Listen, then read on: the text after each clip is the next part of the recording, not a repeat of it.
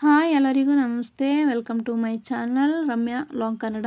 ಇವತ್ತು ಬೆಳಗಿನ ತಿಂಡಿ ಸಿಂಪಲ್ಲಾಗಿ ಈರುಳ್ಳಿ ರೈಸ್ ಹೇಗೆ ಮಾಡೋದು ಅಂತ ತೋರಿಸ್ತಾ ಇದ್ದೀನಿ, ಬನ್ನಿ. ಅದಕ್ಕಿಂತ ಮುಂಚೆ ನನ್ನ ಚಾನಲ್ ಸಬ್ಸ್ಕ್ರೈಬ್ ಮಾಡಲಿಲ್ಲ ಅಂದರೆ ಸಬ್ಸ್ಕ್ರೈಬ್ ಮಾಡ್ಕೊಂಡು ನೋಡಿ. ನೀವು ಕೂಡ ಒಂದ್ಸಲ ಟ್ರೈ ಮಾಡಿ ನೋಡಿ, ಚೆನ್ನಾಗಿರುತ್ತೆ ಈರುಳ್ಳಿ ರೈಸ್. 5 ನಿಮಿಷದಲ್ಲಿ ರೆಡಿ ಆಗುವ ಬೆಳಗಿನ ತಿಂಡಿ ಇದು ಈರುಳ್ಳಿ ರೈಸ್. ಚೆನ್ನಾಗಿರುತ್ತೆ, ಟೇಸ್ಟಾಗೂ ತುಂಬ ರುಚಿಕರವಾಗಿರುತ್ತೆ. ಬನ್ನಿ, ಇಲ್ಲಿ ಇದಕ್ಕೆ ಏನೇನು ಬೇಕು ಅಂತ ತೋರಿಸ್ತೀನಿ. ನಾನು 2 ದಪ್ಪಗಿರುವ ಈರುಳ್ಳಿ ಹಚ್ಕೊಂಡು ಇಟ್ಕೊಂಡಿದ್ದೀನಿ ನೋಡಿ. ಅದಕ್ಕೆ 1 ಸ್ಪೂನ್ ಖಾರ ಪುಡಿ ತೊಗೊಂಡಿದ್ದೀನಿ. ಖಾರ ಪುಡಿ ಬೇಕಾದ್ರೆ ಮಸಾಲೆ ಪುಡಿ ತೊಗೋಬೋದು, ಇಲ್ಲಾಂದರೆ ಅಚ್ಚ ಖಾರ ಪುಡಿ ತೊಗೋಬೋದು. ನಾನು ಅರ್ಧ ಕಪ್ಪು ಹುಣಸೆಹಣ್ಣು ತೊಗೊಂಡಿದ್ದೀನಿ, ಒಂದು ಸ್ವಲ್ಪ ಕೊತ್ತಂಬರಿ ಸೊಪ್ಪು, ಒಂದು ಸ್ವಲ್ಪ ಬೆಲ್ಲ ಪುಡಿ ಮಾಡಿ ಇಟ್ಕೊಂಡಿದ್ದೀನಿ. ಟೇಸ್ಟ್ ಚೆನ್ನಾಗಿರುತ್ತೆ ಬೆಲ್ಲ ಮತ್ತು ಹುಣಸೆಹಣ್ಣು ಎರಡೂ ಕೂಡ ಹಾಕಿದ್ರೆ. ನೀವು ಎಷ್ಟು ಜನಕ್ಕೆ ಮಾಡ್ತೀರಾ ಅಷ್ಟು ಈರುಳ್ಳಿ ಕಟ್ ಮಾಡ್ಕೋಬೋದು. ನಾನು 2 ತೊಗೊಂಡಿದ್ದೀನಿ ಅಷ್ಟೇ. 2 ಈರುಳ್ಳಿಲಿ ಚೆನ್ನಾಗಿರುತ್ತೆ ಟೇಸ್ಟ್ ಅಂದ್ಬಿಟ್ಟು ಒಂದು ಸ್ವಲ್ಪ ಆಯಿಲ್ ಹಾಕೋತಾ ಇದ್ದೀನಿ. ನಿಮ್ಗೆ ಎಷ್ಟು ಆಯಿಲ್ ಬೇಕೋ ಅಷ್ಟು ಆಯಿಲ್ ಹಾಕೋಬೋದು. ನಾನಿಲ್ಲಿ ಒಂದು ಸ್ವಲ್ಪ ಕಮ್ಮಿನೇ ಹಾಕೊಳ್ಳೋದು, ನಾನು ಆಯಿಲ್ ಜಾಸ್ತಿ ಯೂಸ್ ಮಾಡಲ್ಲ. ಎಣ್ಣೆ ಸ್ವಲ್ಪ ಬಿಸಿ ಆದ ಮೇಲೆ ಅರ್ಧ ಸ್ಪೂನ್ ಸಾಸಿವೆ ಹಾಕೋತಾ ಇದ್ದೀನಿ ನಾನು. ಅದೊಂದು ಸ್ವಲ್ಪ ಫ್ರೈ ಆದಮೇಲೆ ಸ್ವಲ್ಪ ಅರ್ಧ ಸ್ಪೂನ್ ಜೀರಿಗೆ, ಕಡಲೆ ಬೀಜ ಹಾಕೋತಾ ಇದ್ದೀನಿ ನಾನು. ಅರ್ಧ ಕಪ್ ಕಡಲೆ ಬೀಜ ತೊಗೊಂಡಿದ್ದೀನಿ. ನೀವು ಕಡಲೆಬೇಳೆ ಕೂಡ ಹಾಕೋಬೋದು. ನಾನು ಕಡಲೆಬೇಳೆ ಯೂಸ್ ಮಾಡಿಲ್ಲ ಇಲ್ಲಿ. ಉದ್ದಿನ ಬೇಳೆನೂ ಕೂಡ ಹಾಕೋಬೋದು. ಉದ್ದಿನ ಬೇಳೆನೂ ಕೂಡ ಯೂಸ್ ಮಾಡಿಲ್ಲ, ನಾನು ಕಡಲೆ ಬೀಜ ಮಾತ್ರ ಯೂಸ್ ಮಾಡಿರೋದು ಅಷ್ಟೇ. ಕಡಲೆ ಬೀಜ ಫ್ರೈ ಆದ ಮೇಲೆ ಬ್ರೌನ್ ಕಲರ್ ಬರುತ್ತೆ ನೋಡಿ, ಆವಾಗ ಕರಿಬೇವು ಒಂದು ಸ್ವಲ್ಪ, ಈರುಳ್ಳಿ ಹಚ್ಚಿ ಇಟ್ಕೊಂಡಿದ್ನಲ್ಲ ಈರುಳ್ಳಿ, ನಾನು 2 ಈರುಳ್ಳಿ ತೊಗೊಂಡಿದ್ನಲ್ಲ ಅದನ್ನು ಕೂಡ ಹಾಕ್ಕೊಂಡಿದ್ದೀನಿ ನೋಡಿ. ಬ್ರೌನ್ ಬರೋ ತನಕ ಫ್ರೈ ಮಾಡ್ಕೋಬೇಕು. ಬ್ರೌನ್ ಬಂದರೆ ಚೆನ್ನಾಗಿರುತ್ತೆ ಟೇಸ್ಟು. ನಾನು ಅತಿ ಬ್ರೌನ್ ಬರೋ ತನಕ ಫ್ರೈ ಮಾಡ್ತಾಯಿಲ್ಲ ಇಲ್ಲಿ ಈರುಳ್ಳಿನ, ಮೀಡಿಯಮಾಗಿ ಮಾಡ್ಕೋತಾ ಇದ್ದೀನಿ ಅಷ್ಟೇ.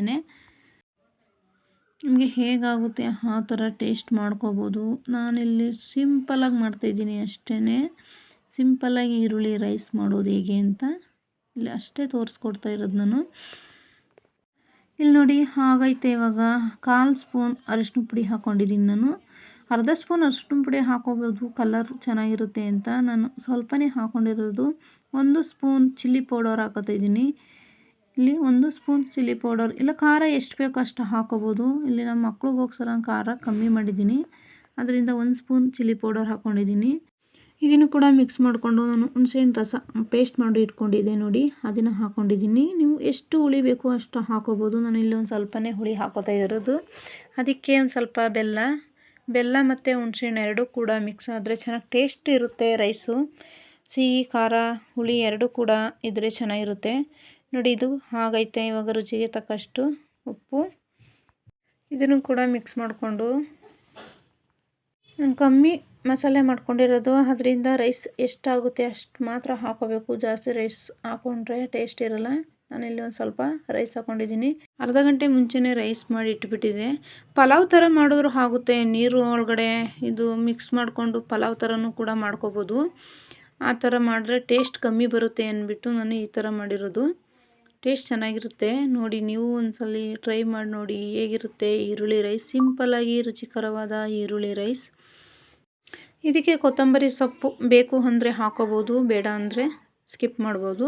ನಾನು ಹಾಕ್ಕೊಂಡಿದ್ದೀನಿ. ಕೊತ್ತಂಬರಿ ಸೊಪ್ಪು ಅಂದರೆ ತುಂಬ ಇಷ್ಟ. ಪಾಲಕು ಕೂಡ ಹಾಕೋಬೋದು ಇದಕ್ಕೆ. ನಾನು ಪಾಲಕ್ ಹಾಕ್ಕೊಂಡಿಲ್ಲ. ಪಾಲಕ್ ಹಾಕ್ಕೊಂಡ್ರೆ ಇನ್ನೂ ಟೇಸ್ಟ್ ಚೆನ್ನಾಗಿರುತ್ತೆ. ಒಂದ್ಸಲ ಟ್ರೈ ಮಾಡಿ ನೋಡಿ. ರೆಡಿ ಆಯಿತು ಈರುಳ್ಳಿ ರೈಸ್. ಇವತ್ತಿನ ತಿಂಡಿ ಈರುಳ್ಳಿ ರೈಸ್ ನಮ್ಮ ಮನೆಯಲ್ಲಿ. ಹೇಗೆ ಮಾಡೋದು ಅಂತ ನೋಡಿಬಿಟ್ಟು ನೀವು ಕೂಡ ಟ್ರೈ ಮಾಡಿ. ಟೇಸ್ಟ್ ಹೇಗಿದೆ ಅಂತ ಕಮೆಂಟ್ ಮೂಲಕ ತಿಳಿಸಿ. Thank you. ಮುಂದಿನ ವಿಡಿಯೋದಲ್ಲಿ ಮತ್ತೆ ಸಿಗೋಣ. ಬಾಯ್ ಬಾಯ್.